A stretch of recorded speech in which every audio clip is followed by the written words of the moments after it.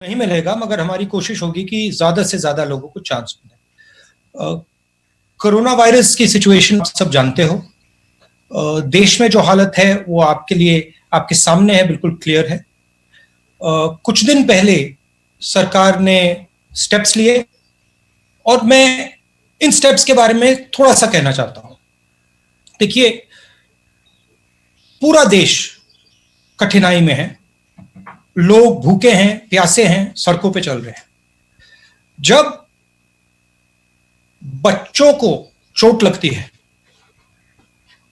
तो मां जो होती है वो बच्चे को कर्ज नहीं देती है।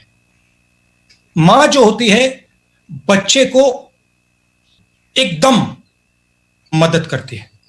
और जो मेरा डिसअपॉइंटमेंट है, और मैं राजनीतिक तौर से नहीं बोल रहा हूं, मैं हिंदुस्तान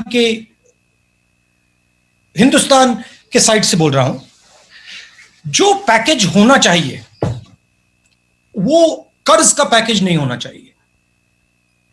वो डायरेक्ट आज जो जरूरत है किसानों के जेब में, मजदूरों के जेब में, जो हमारे माइग्रेंट वर्कर चल रहे हैं उनके जेब में एकदम पैसे डालने की जरूरत है। और मैं आज भी विनती करता हूं, सरकार से विनती करता हूं कि आप कर्ज जरूर दीजिए, मगर भारत माता को अपने बच्चों के लिए साहूकार का काम नहीं करना चाहिए। भारत माता को अपने बच्चों को एकदम पैसा देना चाहिए, क्योंकि आज उनको पैसे की जरूरत है। जो माइग्रेंट सड़क पे चल रहा है उसे कर्ज की जरूरत नहीं है, उसे जेब में पैसे की जरूरत है। जो किसान तड़फ रहा है उसको कर्ज की जरूरत नहीं है, उसे पैसे की जरूरत है, और पैसे की कोई कमी नहीं है। तो ये एक मेरा मेन मैसेज था, राजनीतिक मैसेज नहीं है। क्योंकि मैं ये इसको इसलिए बोल रहा हूं क्योंकि अगर हमने, देखिए, जब मां अपने बेटे को पैसा देती है उसके दो कारण होते हैं। सबसे बड़ा कारण प्यार होता है कि मां बाप अपने बच्चों को प्यार करते हैं, और फिर दूसरा कारण होता है बच्चा माता और पिता का भविष्य भी होता है। ये जो लोग आज तड़प रहे हैं, ये जो लोग आज सड़क पे भूखे प्यासे चल रहे हैं, ये हिंदुस्तान के भविष्य हैं। और ये हमारे भाई हैं, ये हमारी बहनें हैं, ये हमारे माता पिता हैं। इनको हमें पूरा समर्थन करना है, और सिर्फ सरकार को नहीं। मैं आपको, रिपोर्टर्स को धन्यवाद करना चाहता हूं कि आप खड़े हुए, और आपने जो हिंदुस्तान में हो रहा है, जो सड़कों पे हो रहा है, हाईवेज पे हो रहा है, वो आपने पूरे देश को दिखाया। तो आपने भी ये अच्छा काम किया। हमारी भी जिम्मेदारी बनती है, ऑपोजिशन की भी जिम्मेदारी बनती है, सरकार की भी जिम्मेदारी बनती है। हम सबको एक साथ काम करना है। मगर मैं विनती करता हूं कि आज जो हमारी जनता है, जो गरीब जनता है, उनको पैसे की जरूरत है। और नरेंद्र मोदी जी को मैं प्यार से बोल रहा हूं कि इस पैकेज को रिकंसिडर करना चाहिए, और इसमें डायरेक्ट ट्रांसफर की जो हमने बात की थी, सीधा का सीधा बैंक अकाउंट में पैसा डालने की जो बात की थी, 200 दिन की नरेगा की जो बात की थी, किसानों को डायरेक्ट पैसा देने की जो बात की थी, उसके बारे में नरेंद्र मोदी जी सोचें। क्योंकि ये जो लोग हैं ये हमारा भविष्य है। इन्हीं लोगों ने हिंदुस्तान को खड़ा किया है। और मैंने सुना है कि पैसे ना देने का कारण रेटिंग्स की बात है। कहा जा रहा है कि अगर हमने आज थोड़ा डेफिसिट बढ़ा दिया तो जो बाहर की एजेंसीज हैं वो हिंदुस्तान की रेटिंग डाउन कर देंगे और हमारा नुकसान होगा। और मैं प्रधानमंत्री जी से प्यार से कहना चाहता हूं कि हमारी जो रेटिंग है वो हिंदुस्तान बनाती है। हमारी जो रेटिंग है उसको हमारे किसान बनाते हैं, मजदूर बनाते हैं, छोटे बिजनेस वाले बनाते हैं, बिग बिजनेस वाले बनाते हैं। आज उनको हमारी जरूरत है, उनको पैसे की जरूरत है। रेटिंग के बारे में आज मत सोचिए, विदेश के बारे में आज मत सोचिए, आज हिंदुस्तान के बारे में सोचिए। और इनको एकदम आप पैसा दीजिए, और फिर देखिए जैसे ही ये लोग काम करना शुरू करेंगे, रेटिंग बिल्कुल सही हो जाएगी, कोई प्रॉब्लम नहीं आएगी रेटिंग में। हमें हिंदुस्तान के दिल को देखकर डिसीजन लेना है, विदेश को देखकर डिसीजन नहीं लेना है। तो ये मेरा मेन शुरुआत का मैसेज था। अब आप सवाल पूछिए। Thank you sir. मैं सबसे पहले उत्तर प्रदेश से, अच्छा, दो चीजें मैं कहना चाहता हूं, और थोड़ा मैं शायद अंग्रेजी में भी बोल दूं, कुछ जो मेरे साउथ के जो मित्र हैं उनको भी थोड़ा वो भी इसको प्रयोग कर सकें। Randeep, it's okay, should I speak in English? Absolutely, sir. For our friends from South India, there was a demand, sir. India is in a crisis, and everybody is in a crisis. Small businesses are in a crisis. They are future employment. Farmers are in a crisis. Laborers are in crisis. And our people, it is heartbreaking to see our people, millions of our people, walking on the highways with no food, no water. I don't want to make a political statement, but I have a serious reservation about the nature of the package that the government has given. And I would like the government to reconsider. It is good that they have taken this step. It's not a bad step. But the most important thing right now is that we put money directly into the hands of our poor people. When a child has an accident or gets hurt,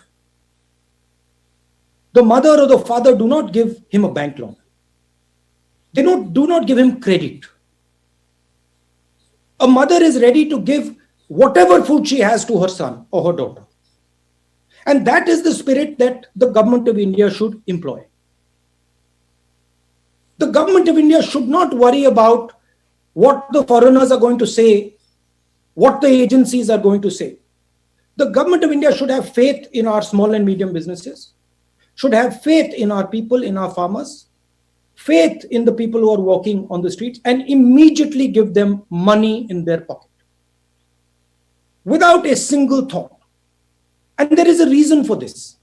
Because if we do not support our small businesses now, if we do not support our farmers now, if we do not support our migrants now, our economy will not start. And if our economy does not start, the question of ratings does not arise. So I would like to ask the government, and with all respect, I would like to ask the Prime Minister to think about putting money directly into the bank accounts of our people. In the Congress party, we had an idea called Nyay.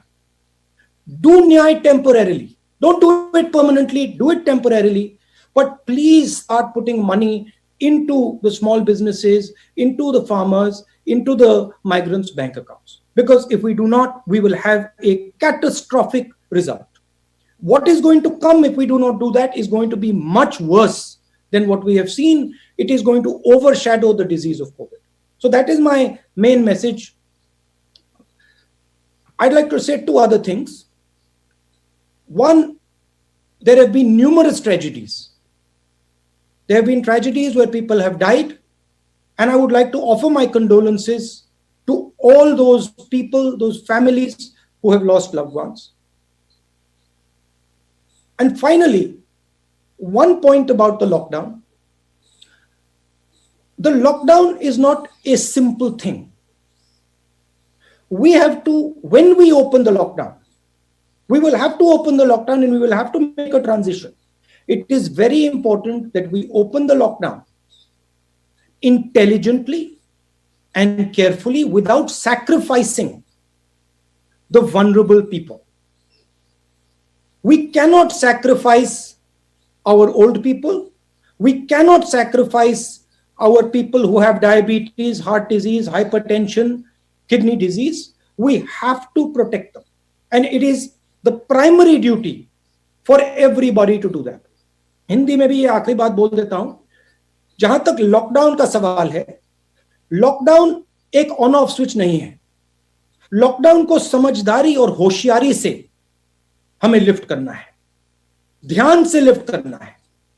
ये एक event नहीं है, ये एक process है और इसको हमें ध्यान से, होशियारी से और समझदारी से लिफ्ट करना है।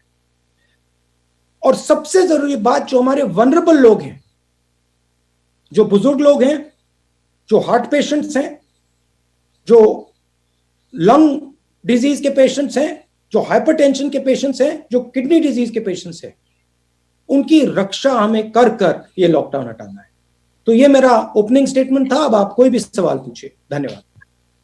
बहुत बहुत शुक्रिया सर। सर, श्री केसी वेणुगोपाल जो जनरल सेक्रेटरी है आईसीसी ऑर्गेनाइजेशन है, he has also joined you. We welcome him also to this special press conference.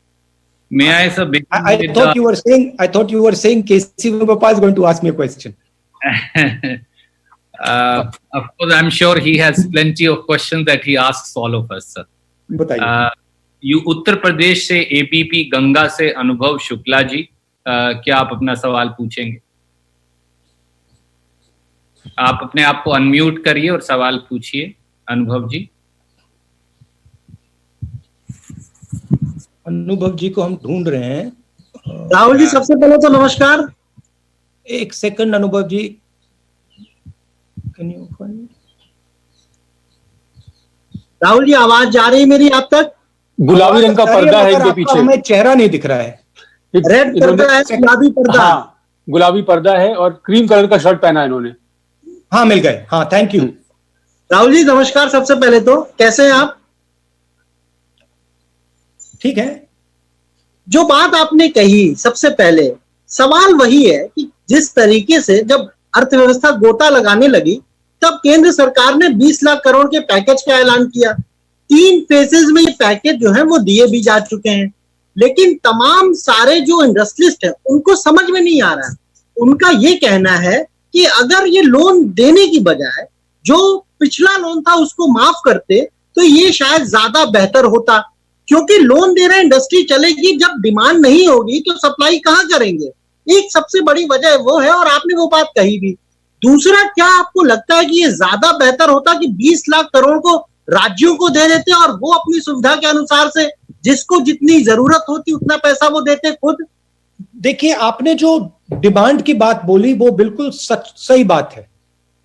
ये जो कोरोना का प्रॉब्लम है, ये अजीब सा प्रॉब्लम है, क्योंकि इसमें दोनों साइड पे प्रॉब्लम आ रही है। नॉर्मली इकोनॉमिक्स में डिमांड का प्रॉब्लम होता है या सप्लाई का प्रॉब्लम होता है, इसमें डिमांड और सप्लाई दोनों बंद पड़े हैं। तो इसमें आपको, सरकार को, दोनों डिमांड और सप्लाई को एक साथ स्टार्ट करना है। इस पैकेज में कर्ज की बात की है, मगर इस कर्ज से जो आपने बात बोली, डिमांड शुरू नहीं होने वाला है, क्योंकि जब तक लोगों के जेब में पैसा नहीं होगा वो चीजें नहीं खरीद सकते हैं। तो मैंने शुरुआत में बोला कि इस पैकेज को रिकंसिडर करना चाहिए नरेंद्र मोदी जी को, और उसमें एक डिमांड फायर करने का एक सेक्शन डालना चाहिए। उसमें न्याय जैसी योजना हो, आप उसको दूसरा नाम दे दीजिए, मगर डिमांड को स्टार्ट करने के लिए, डिमांड को फायर करने के लिए उसमें पैसा देने की जरूरत है। और अगर हमने पैसा नहीं दिया और डिमांड नहीं चालू हुआ तो बहुत बड़ा आर्थिक नुकसान होगा, बहुत बड़ा नुकसान देश को होने जा रहा है। राज्यों को मैंने कहा कि कोरोना से ज्यादा नुकसान जो आर्थिक नुकसान होगा वो होगा। नहीं, राज्यों को अगर पैसा देते तो ज्यादा बेहतर नहीं होता? नहीं, देखिए, नहीं, डिलीवरी आप कैसे भी करिए, पैसा जनता के जेब में आना चाहिए, क्योंकि जब जनता के जेब में जाएगा तो ही डिमांड क्रिएट होगा। वो मोदी जी के ऊपर है, मोदी जी के ऊपर है कैसे पहुंचाना है। अगर वो स्टेट गवर्नमेंट्स को यूज करना चाहते हैं वो भी कर सकते हैं, अगर वो नेशनल गवर्नमेंट डायरेक्ट करना चाहते हैं वो भी कर सकते हैं, मगर मेरा कहना है कि बहुत जरूरी है कि गरीब लोगों के जेब में डायरेक्ट पैसा जाए। धन्यवाद राहुल जी, धन्यवाद। Thank you. क्या मैं सब दोस्तों को ये रिक्वेस्ट कर सकता हूं कि एक राउंड में कृपया एक सवाल पूछें, दूसरे राउंड में हम कोशिश करेंगे। अब मैं सीधा देश के दूसरे कोने में केरल जाता हूं और एशिया नेट से Prashant ji is here from Asianet. Prashant ji, will you please ask your question? Prashant ji from Asianet in Kerala. Can you just, yeah, okay. Yeah. Yeah. Can you see me, Mr. Gandhi? Yes, we can. No. He Hello, also Mr. has a Rahul pink Gandhi. ball. Thank you for this interaction. Prashant, yes, I see you. How are you? Yeah. Fine. Actually, the package announced by the center, that is mainly loan based, and they are saying that this is to increase the infrastructure in a long-term basis. Also, they are coming up with structural reforms. So, do you think that these measures will help? Because immediate cash transfer is what you ask. But do you think long-term measures like infrastructure development is also needed? As I am from Kerala, though Mr. Randeep Surjewala said that only one question can be asked. Can I also know about your opinion about the Kerala model of tackling this coronavirus, especially the situation in Wayanad? Because your party is also at lower cut with the government there. As I'm a member of Parliament from Kerala, I will answer your Kerala question as a special request. First point, the most important thing right now, as I stated, is to fire demand, to start the demand and the supply. And for that, we need to give money directly to people. Absolutely, infrastructure is key. Absolutely, we have to think about these things. But right now, the priority is putting money directly into the hands of the people. It's like when you want to start an engine, you have to put fuel into the carburetor. If you do not put fuel into the carburetor, you turn the key, nothing will happen. My worry is that when the engine starts, there will be no fuel in the carburetor, it will not start. Then we will have a very serious problem. Going to your Kerala question, look, Kerala has a history of success in healthcare and education. And this is something that has been going on for many years. It is there. It has been the case during UDF and during LDF. And I think it is credit to the people of Kerala that they put an effort and value these fundamental things. So I would call this success against coronavirus a success of every single person in Kerala. And I think it is a tremendous success of all Keralites, and it is an example for others. Thank you, sir. Thank you, Prashant ji. May I now go to the another side of the country, to Gujarat. Ronak Patel ji is here from ABP Asmita. Ronak Patel ji. Hi Rahul. थोड़ा रौनक पटेल जी, थोड़ा background आपका कैसा है? मेरा yellow है. Yellow है. Ronak ji has interviewed. He is right next to Vaishali on the screen. Rahul ji मिले आपको? नहीं, रौनक Patel. He is on screen number 2. या मिल गए. राहुल, मेरा सवाल ये था कि पिछले कुछ दिनों से जो भी वारदातें हो रही है, दुखद घटनाएं हो रही है, सभी खास करके जो मजदूर है, माइग्रेंट लेबर से, चाहे गुजरात से हो या अलग अलग स्टेट से, उनके साथ दुर्घटना भी होती है, ऐसे दृश्य भी आते हैं जो आपको झंझोड़ते हैं. आप क्या मानते हैं इस स्थिति के लिए जिम्मेदार कौन है? उससे जुड़ा मेरा सवाल है कि आपको लग रहा है कि अलग अलग जो स्टेट है उनके बीच में कहीं ना कहीं कोऑर्डिनेशन की कमी है, चाहे गुजरात से मध्य प्रदेश हो, गुजरात से राजस्थान हो, गुजरात से महाराष्ट्र हो, महाराष्ट्र से और स्टेट हो, और क्या इस मुद्दे पर कांग्रेस ने कभी सरकार से सलाह मशवरा किया? देखिए, ये गलती देने का टाइम नहीं है, ये फिंगर पॉइंटिंग का टाइम नहीं है. आज हिंदुस्तान के सामने बड़ा प्रॉब्लम है और इस प्रॉब्लम को हमें रिजॉल्व करना. ये छोटा प्रॉब्लम नहीं है, ये बड़ा प्रॉब्लम है. जो लेबर की बात है, ये बहुत चैलेंजिंग प्रॉब्लम है, तो मैं फिंगर पॉइंटिंग नहीं करना चाहता हूं. मैं बस ये कहना चाहता हूं कि ये जो लोग सड़कों पे चल रहे हैं, इनकी मदद हम सबको करनी है। सिचुएशन ये है कि बीजेपी सरकार में है और उनके हाथ में सबसे बड़े औजार है, तो उनको उनकी ज्यादा जिम्मेदारी बनती है। हम ऑपोजिशन में, हमारा भी काम है, हमारा संगठन है, हमारा भी काम है, और ज्वाइंटली एक काम सबको करना पड़ेगा। स्टेट्स की कोऑर्डिनेशन में कोई कमी रह सकती है, मगर उसको रिजॉल्व करना है। हम ये नहीं कह सकते कि हाँ भैया मध्य प्रदेश और इसके बीच में कोऑर्डिनेशन की कमी है, वो बात छोड़िए, रेजोल्यूशन की बात करते हैं, आगे बढ़ते हैं, और जो आंधी आने वाली है, क्योंकि आने वाली है, वो जो चैलेंज है उसको हम एक साथ मिलकर कन्फ्रंट करें। Thank you, Ronak ji. May I now go to another part of the country, to Assam. From Parag News, Pranoy Bordoloi ji.